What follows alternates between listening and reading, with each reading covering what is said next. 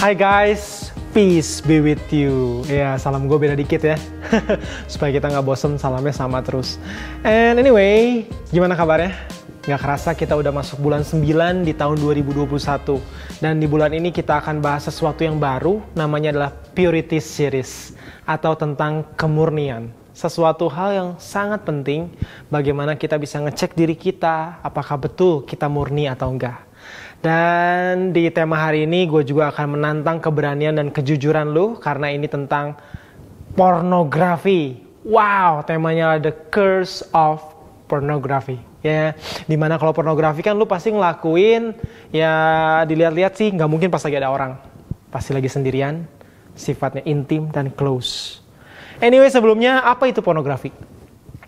Definisinya adalah ya gambar, sketsa, ilustrasi, foto, tulisan, suara, bunyi, gambar bergerak, animasi, kartun, percakapan, gerak tubuh, atau bentuk pesan lainnya melalui berbagai bentuk media komunikasi, pertunjukan di muka umum yang memuat kecabulan atau eksploitasi seksual yang melanggar norma kesusilaan dalam masyarakat.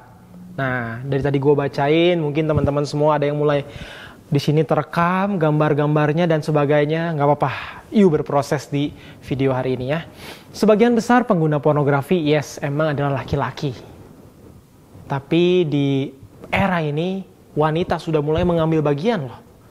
Jangan salah, jadi gue ini bicara directly bukan hanya ke pria, tapi juga ke wanita. Ya, sayangnya gini teman-teman, gereja tidak kebal dari wabah ini. Ya, tidak kebal. Karena banyak sebetulnya orang Kristen terperangkap dalam ini juga. Ya, saat ini pornografi adalah sebuah wabah yang tidak terbendung di dalam maupun luar gereja.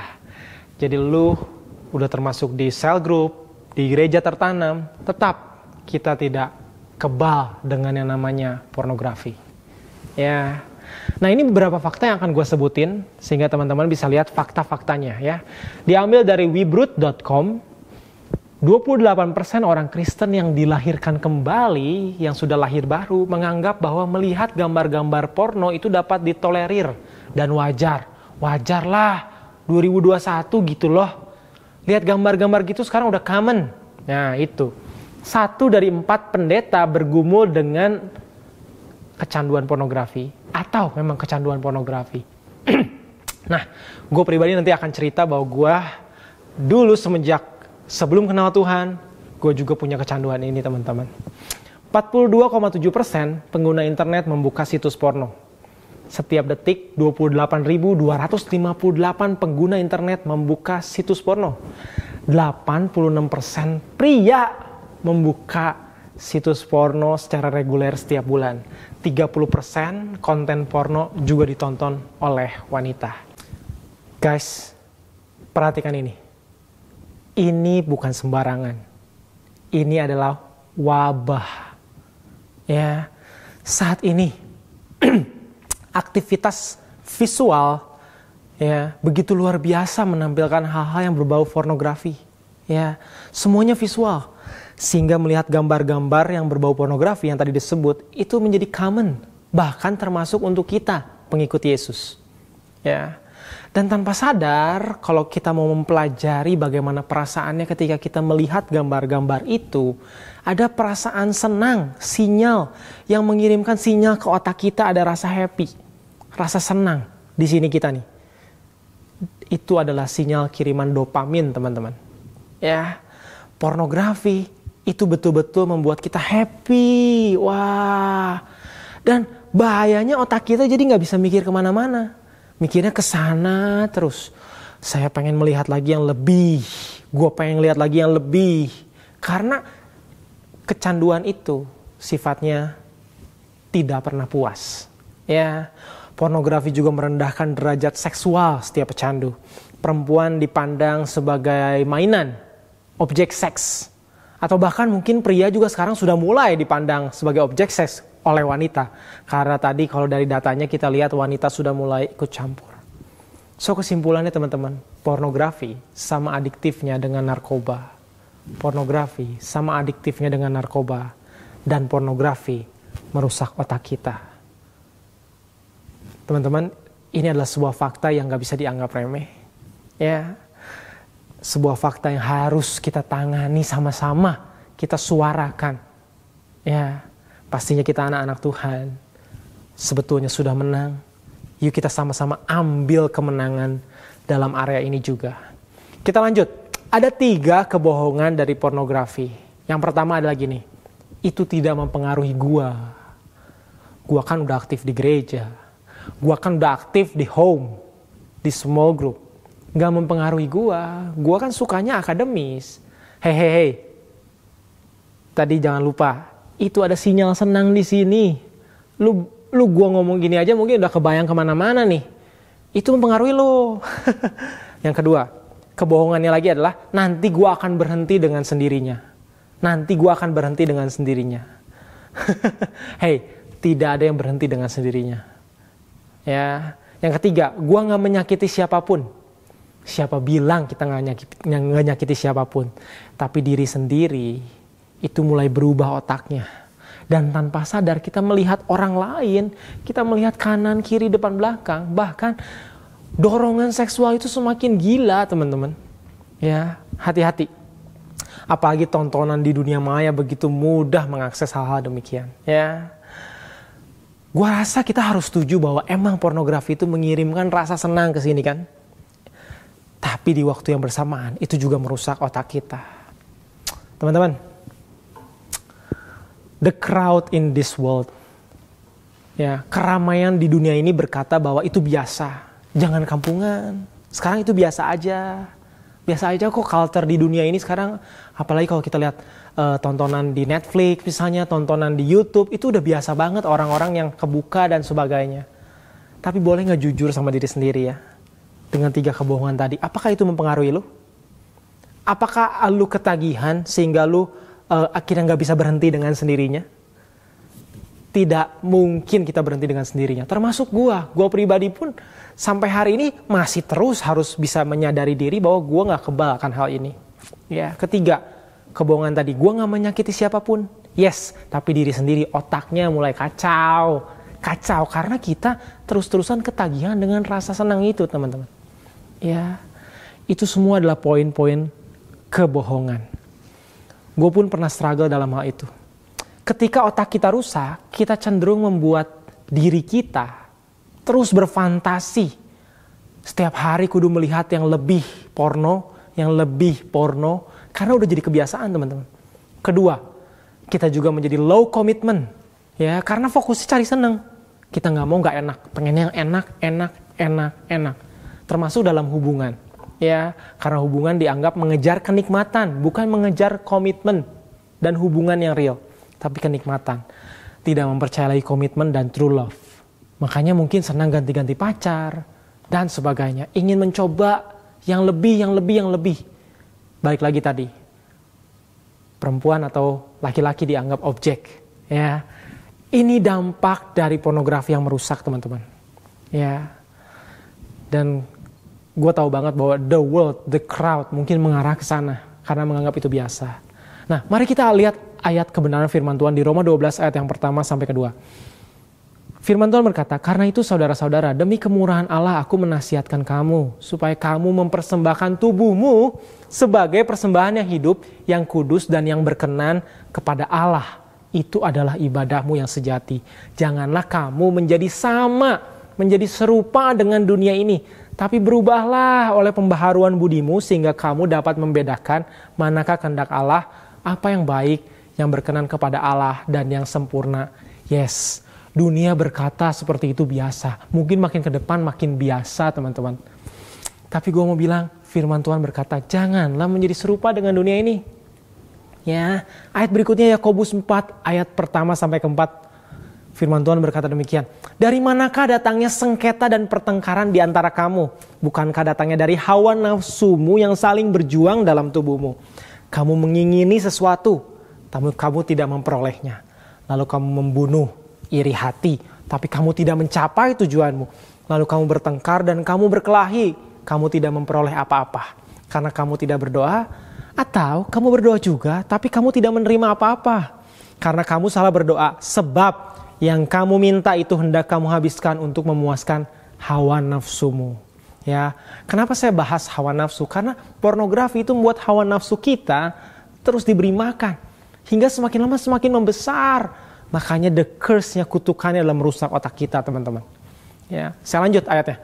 Hai kamu orang-orang yang tidak setia, tidakkah kamu tahu bahwa persahabatan dengan dunia ini adalah permusuhan dengan Allah? Persahabatan dengan dunia ini adalah permusuhan dengan Allah. Jadi barang siapa hendak menjadi sahabat dunia ini, ia menjadikan dirinya musuh Allah. Gue ulangi lagi teman-teman, emang di akhir zaman ini percabulan dipertontonkan dengan begitu biasa.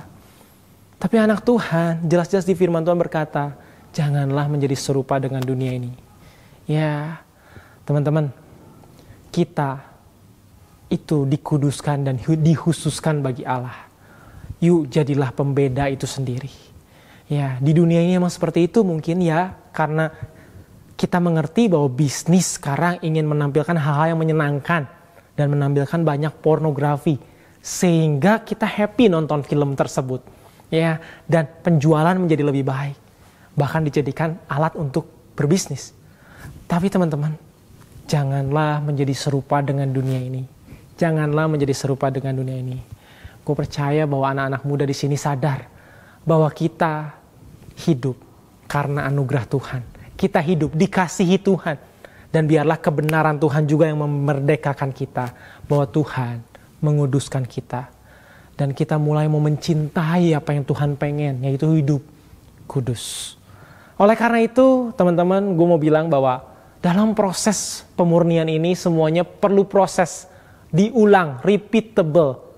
Tidak terjadi dengan instan. The purification process does not happen by itself and does not work instantly.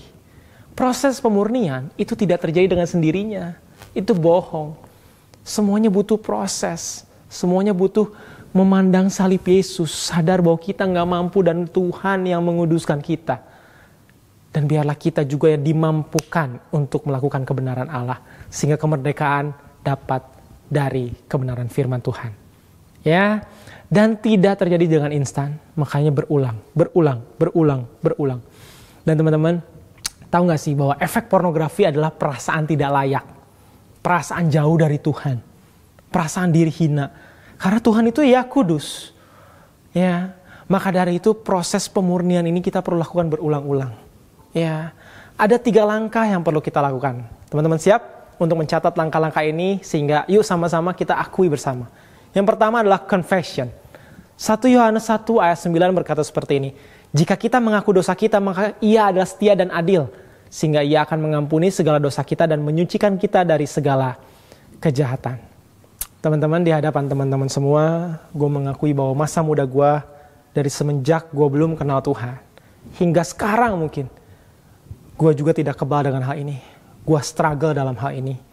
Gue sering kali juga jatuh. Ya, sempat jatuh. Namun proses pemurnian ini membuat gue sadar bahwa gue perlu confess. Karena Tuhan sedia dan adil. Sehingga ia akan mengampuni segala dosa saya. Dan menyucikan saya dari segala kejahatan. Akui bahwa kita gak bisa tanpa Tuhan untuk menghadapi ini. Karena dunia benar-benar mengiring kita ke sana, ya. Make sure kita melekat lebih kepada Tuhan, ya. Kita butuh disucikan, kita butuh diampuni, kita butuh mengakui, ya. Oke, yang pertama confession, tapi jangan cuma confess doang. Confess terus-menerus tapi nggak ada perubahan. Hey, bukan itu. Ada langkah kedua. Langkah kedua adalah avoidance.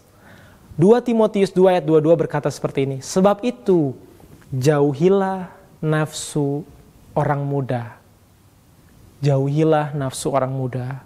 Kejarlah keadilan, kesetiaan, kasih, dan damai bersama-sama dengan mereka yang berseru kepada Tuhan dengan hati yang murni. Hey, langkah yang nyata adalah gini. Jauhilah. Jauhi. Jaga jarak. Teman-teman perlu tahu, perlu mulai punya sinyal di mana biasanya teman-teman jatuh. Ya, misalnya di handphone teman-teman semua. Ya, di explore-nya mungkin apa yang lu search ayo. Ya, atau waktu lu sendirian di rumah. Atau waktu lu mungkin buka laptop, jauhilah hal-hal yang mungkin mulai memicu hawa nafsu lu ya. Contoh yang gue lakuin apa sih? Gue biasanya gini, gue di rumah sering-sering buat konten rohani. Ya, gue sering-sering mencari kegiatan yang mempertemukan gue pada kasih Tuhan. Seperti mentoring session. Mungkin beberapa dari kalian pernah gue calling, hayu teleponan yuk, one on one yuk. Nah, itu kesibukan yang gue lakukan. Ya, olahraga, ajak ketemu orang, tanya kabar teman-teman yang mungkin udah lama gak ketemu kita, tanya kabar mereka. Ya, firman Tuhan berkata, jauhilah. Alias apa? Mulailah kita jauhi hal itu. Ya, dari kesenangan dopamin itu, dan kita mulai mengejar kepada apa? Firman Tuhan berkata keadilan, kesetiaan, kasih, dan damai bersama-sama. Itu langkah nyata yang bisa kita lakukan. Terakhir adalah partnering. Yakobus 5 ayat 16 berkata seperti ini. Karena itu, hendaklah kamu saling mengaku dosamu dan saling mendoakan supaya kamu sembuh. Hai teman-teman, kita juga perlu circle yang menjaga kita untuk case ini. Supaya kita nggak terkutuk kerusakan otak kita, teman-teman. Jangan confess hanya ke Tuhan. Tapi mulai beranikan diri confess ke sesama. Seperti yang gue lakuin dulu sebelum gue married. Gue sering bahasin dengan semua grup gue. Tau gak sih gue kemarin jatuh lagi nih. Doain yuk, doa sama-sama yuk. Ya, bukan jadi kebiasaan juga. Tapi kita bareng-bareng untuk mau melakukan 3 langkah ini. Saling mengaku dosa dan saling mendoakan. Ya, sekarang gue sering kali cerita ke pasangan misalnya, ke pasangan.